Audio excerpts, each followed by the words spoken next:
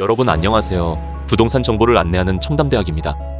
이번 영상에서는 용인 특례시의 플랫폼시티에 대해 다뤄보도록 하겠습니다.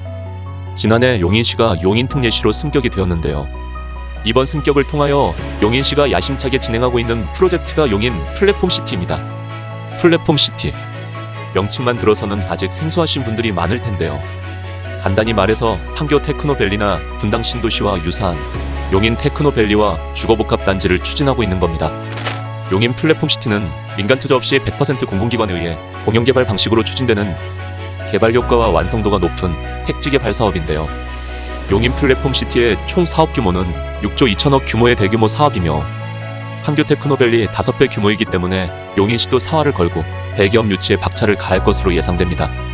그러면 이와 관련된 어떠한 개발 계획들이 있는지 알아보겠습니다. 먼저 신사업 유치 계획입니다. 용인 플랫폼시티 개발 계획에는 말씀드린 신사업 유치 계획도 함께 포함되어 있는데요.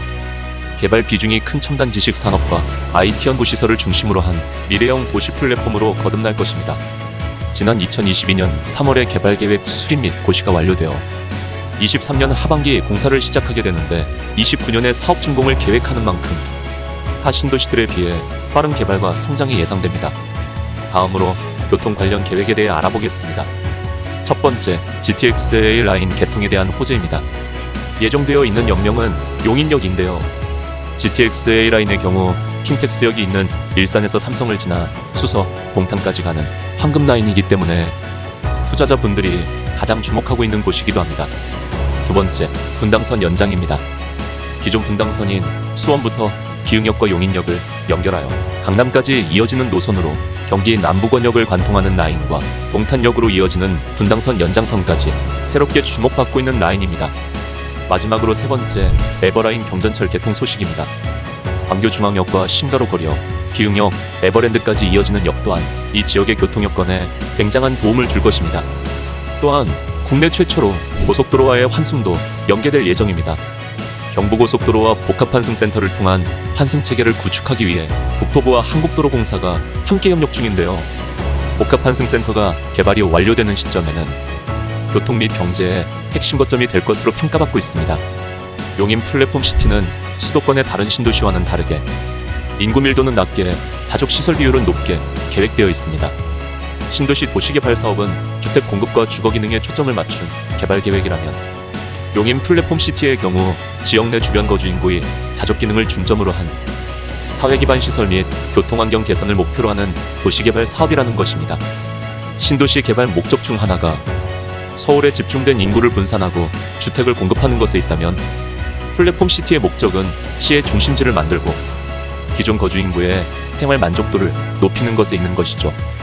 플랫폼시티 개발 시 집중되는 인구를 수용할 주거 단지와 상업 시설을 확충하여 용인의 대표적 신도시로 자리매김할 예정으로 있습니다.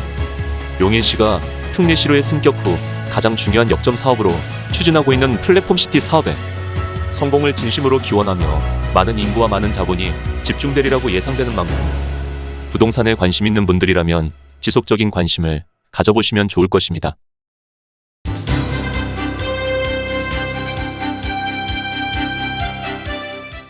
부동산 투자는 실패가 없어야 합니다. 주식이나 가상화폐와는 달리 부동산은 실물 자산이며 사용 자산입니다. 주식처럼 투자했던 기업이 망해 완전한 제로가 되지 않으며 아파트나 오피스텔 등 종류에 따라 내 주거 공간으로 사용하거나 타인에게 임대하여 매월 임대료를 받을 수도 있습니다.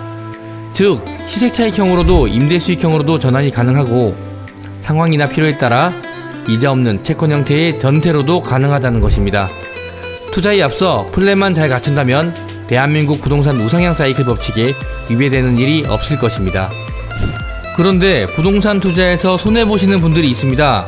바로 종목 선정과 타이밍 조절에 실패하신 분들인데요.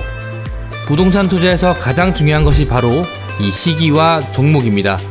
부동산은 정부 정책과 금융시장의 환경에 영향을 많이 받기 때문에 시기를 고려한 종목으로 어떤 투자를 해야 하고 어떻게 대응해야 할지의 플랜이 필요한 것입니다. 크고 작은 등락폭 속에서도 부동산의 가치는 시간이 지남에 따라 상승할 수밖에 없는데 어쩌면 지금 하시려는 투자가 잘못되지는 않았는지 다시 한번 확인해 보셔야 할 것입니다. 성공적인 부동산 투자와 정보를 원하신다면 청담대학과 함께 하실 수 있습니다. 청담대학 부동산TV 구독과 좋아요를 부탁드립니다.